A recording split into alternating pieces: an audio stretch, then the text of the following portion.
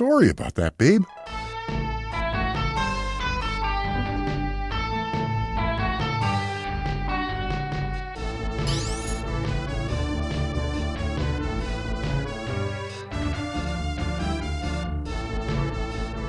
Another one that's been on the back. Oh wait, I finally don't have to say this? So yeah, Magic Knight Rayearth for the Super Famicom is definitely not a game that's been on my backlog. I was live streaming Brainlord for the SNES and wasn't really having a good time. For what it's worth, I am doing a Let's Play for it and I'm enjoying it much more now. Anyway, I decided that I would do some research for another short RPG to stream in place of Brainlord. After a few hours, I stumbled upon Magic Knight Rayearth for the Super Famicom, developed by Pandora Box and published by Tomy. I heard it was short, I heard it was relatively easy. It's a Japanese-only traditional turn-based RPG, released in 1995, might intrigue some people. Seemed to have that cutesy feel, so I figured let's do it. I went ahead and found a pre-patched ROM of a 2022 English improvement on Fantasy Anime's website, and we proceeded to rock and roll with Magic Knight Rayearth, popping the proverbial RetroTink 4K CE's cherry. The story. One thing to note before the story overview is that this game was actually first fan translated back in 1999. For my playthrough and review, I used the 2022 improved version, but it's pretty crazy to think that you could have played a fan translated ROM back in 1999. Magic Knight Rayearth on the Super Famicom is based on the anime of the same name. For the record, I've never watched the anime myself, so this game was totally done on a whim. My only prior exposure to Magic Knight Rayearth was that of the Sega Saturn release, which I still need to play and cover for my channel someday. From what I understand, it seems that the game pretty much covers all the major events from the anime in a condensed fashion, so that's pretty cool. The game starts off with 3 characters, Hikaru, Umi, and Fu, waking up presumably from a field trip to the Tokyo Tower, but now they are in another world. The heroes then meet Clef, who informs them that they are in the world of Sephiroth, summoned by Princess Emerald to become the, quote, legendary Magic Knights. They are then sent off on their first quest to the Forest of Alel to find a treasure chest to spur on their journey back home. From there, many twists and turns occur, trials and tribulations with family and friends, and ascensions of power, ultimately adding up to our 3 heroes saving the world of Sephiroth. The story is definitely some of the strong points of the game, and the translation and dialogue are pretty good. Everything flows pretty well, it kept my interest throughout, and while it's not some super over-the-top epic drama, it does well enough. Graphics. To put it bluntly, the graphics in Magic Knight Rayearth are average at best. Sure, there are some nice instances of character headshot portraits, cutscene imagery that looks sharp, cutesy emotes, and it's not like the game looks bad or anything, but the fact that this was released in 1995, the same year as the Saturn game of the same name, it's quite unimpressive. The game itself really does kind of feel like a cash grab by Tomy if we're being honest, but yeah, I don't really have too much to add here. The spells and special attacks are kind of cool, as is the isometric look of the battles. Some of the dungeons look alright. Some of them look samey and meh, such as the Mountain of No Return and the beginning of the volcano. All in all, the graphics are unimpressive yet adequate. Music and sound. Another mixed bag for Magic Knight Rayearth. To be blunt, the sound kinda stinks. Now, I'm certainly not talking about the music or the soundtrack, which I will get into in a bit, but on the sound or sound effects front, it's severely lacking. One of my biggest gripes is that there's basically no confirmation sounds, whether it be in your in-game menu, buying items, and so forth. There's just nothing. A little ping or bling could have gone a long way. Also, many of the sound effects for things such as magic and special attacks sound a bit muffled and not as crisp as you'd expect from a 1995 release. Anyway, the soundtrack's actually pretty good. Again, temper your expectations here just a little bit, and all things considered, there's some memorable tunes. The battle theme is loopy, catchy, and memorable. The world map theme sounds exactly like it should. Zagato's theme is dark and ominous. Themes such as the seashore stand out. The ending theme is groovy. And my personal favorite track is that of the volcano. It's one of the strangest and most interesting video game songs I could think of. Seriously, give it a listen.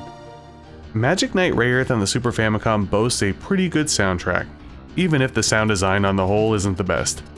Controls. Magic Knight Rayearth is a traditional turn-based RPG. So aside from navigation of the overworld, towns, dungeons, and menuing, there's not really much to discuss on this front. Thankfully, Magic Knight Rayearth is pretty standard across the board. I found it to be relatively easy and seamless to navigate menus and traverse my way through dungeons, both looting chests and destroying enemies. The only odd points, even in relation to the controls, are the aforementioned lack of confirmation sounds on the menus, which typically work as a sound cue to go hand in hand with the controls. And this is also one of those RPGs where if you bump into people, it instantly opens dialogue boxes. Thankfully for this minor pain point, the towns are few and far between, so it's not much of an issue. Gameplay and fun factor. Magic Knight Rayearth is not an overly complex game. It's relatively point A to point B. With some deviation on the overworld, for example, I got lost for about 5 to 10 minutes during my first session. There's branching paths and dungeons for looting purposes, or occasionally a Final Fantasy II style dead end. One of the allures to Magic Knight Rayearth is the fact that it's not overly complex. I was able to complete the entire game in about 8 hours of stream time, which if you chop out the bathroom breaks, pre-streams, post-streams, and longer conversations, I'd say it was cleared in about 7 hours total. In general, it's a fun and easygoing time. The battle system is pretty straightforward, featuring the commands to attack, use an item, use magic, move your character to the front or back, defense aka defend, or run from battle. The majority of the time will be spent slashing away using items when needed, and using magic spells, which you continue to gain as you level up. The level up system is a bit unique. Throughout the game, our heroes will level up in different ways, starting with basically nothing. Eventually they get loaned some weapons, from there they get their own weapons, and eventually they become magical knights with rune god powers. Essentially the end of the game feels like Breath of Fire dragon power spamming.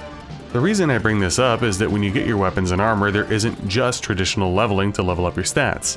Your weapons and armor also level up at a different clip, still drawn from enemy experience points. And it's worth mentioning that leveling up in general is pretty quick, as long as you're fighting your battles. Another cool part of Magic Knight Rayearth, which is funny because at times this game reminded me of Final Fantasy Mystic Quest, is you'll be having partners aiding you that come and go.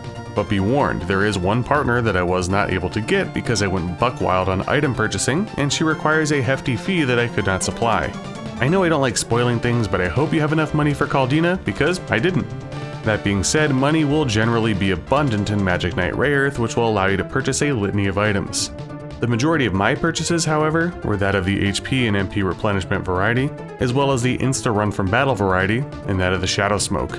There is something though that I haven't mentioned that isn't purchasable, which I'll touch on later. It's also worth mentioning that there are tons of opportunities to save and heal your party, whether it be midway points in dungeons, or on the overworld by the use of Makona in the tent setup. By the way, isn't Makona the cutest? Aside from that, there's really not much else to touch on. Magic Knight Rayearth is about as simple, short, and sweet as it gets. I want to be clear by saying that do not go into this game expecting an epic adventure. If you go into it as a fan of Magic Knight Rayearth the anime, or wanting a laid-back adventure, then this will likely whet your palate. That being said, critiques. With the game being as streamlined as it is, someone who's wanting more from their RPG will be left severely disappointed, as it is pretty point A to point B, with not much in the way of optional content aside from finding treasure chests and dungeons. Heck, even the towns are about as bare bones as it gets, with pretty meaningless dialogue aside from event triggers. And I touched on it, but your character's progress throughout the story is predetermined in ways, aside from EXP grinding for status levels, weapon levels, armor levels, and new spells. But that means that you don't actually purchase or find weapon and armor upgrades. They are basically given to you throughout the game. That's something that always bothers me because I like going in and equipping things, finding weapons in caves, farming for rare drops, or whatever the case may be. There's also a section of the game that I want to call out as a pace killer, the Spring of Eterna. This section splits our party into 3 individual adventures. Normally I quite like something like this, think Final Fantasy VI, Wild Arms, or what have you. The issue is that the sections are basically the same. They appear to be in the same area, but with slight tweaks. It's relatively boring, and at the end you have a personal confrontation. Kind of a snooze fest. Which leads me into possibly my biggest gripe of the game. There are far too many gimmicky battles. There's a handful of battles that you're supposed to lose, some easily diagnosable, some that aren't, and there's also instances with personal conflict and allies where you're not quite sure what to do. I remember specifically there was a spot where I thought that I would have to lay back and just heal myself to let the fight pass, but in fact I needed to kill the enemy. Then later in the game, when faced with a similar scenario, I ended up killing the enemy and I got an unceremonious game over. One or two gimmick things are fine, but in a game this short, having so many weird fights like that, not a fan. Let's take the foot off the gas a little bit and talk about a half critique. The difficulty level of this game is kind of absurd. I would say you can go through about 85 to 90% of the game on absolute brain rot autopilot, which if you're looking for a chill experience, that's not bad. And that's what I was looking for in this game. But then out of nowhere, the end of the game becomes quite difficult, and it was pretty jarring. On one hand, I appreciated it because I had to wake up for a bit and earn it. The final dungeon felt about as final as it could be in this title, which was also nice. But on the other hand, I really didn't have a heads up that something like that would be happening. So my advice? Don't abuse the shadow smokes too much and fight your way through most of the game, because I'm sure if I was a few levels higher at the end, I would have had less issues. Which leads me into my last critique. The random encounter rate is wild. I have a hunch that this was done due to the length of the game, and that way it kind of inflates it by another hour plus or something, but goodness gracious, if you play it, you'll see.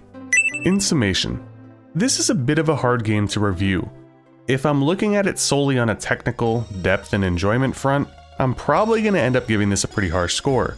But considering this game never said that it was, or earned accolades as if it was the next Chrono Trigger, I think it needs to be looked at from a little bit of a different perspective. Keeping in mind that this is an RPG that's short, straightforward, simplistic, and tailored towards fans of the anime, it's not that bad, but it's impossible to ignore the issues with overall graphical quality, poor sound effects or lack thereof, off-the-wall endgame difficulty spikes, insane encounter rate, a relative lack of need for exploration, a lack of customization, poor town structures, and so forth. As such, I give Magic Knight Rayearth on the Super Famicom a 5.5 out of 10. I went into this game with modest expectations, expecting an average, quick experience, and that's just about what I got, hence the average score. My recommendation is that if you are a fan of the anime, you will get enjoyment out of this title. If you want a super quick RPG to zip through from the 16-bit golden era, give it a go. But if you're looking for something with depth and true quality, this probably isn't the game for you. If you've enjoyed this review, please consider liking, commenting, and subscribing if you haven't already. If you want to check out my playthrough, I'll leave it in the pinned comment, description below, or end screen. And if you want to check out some of my other reviews, I'll also leave that in the pinned comment description below. Take care.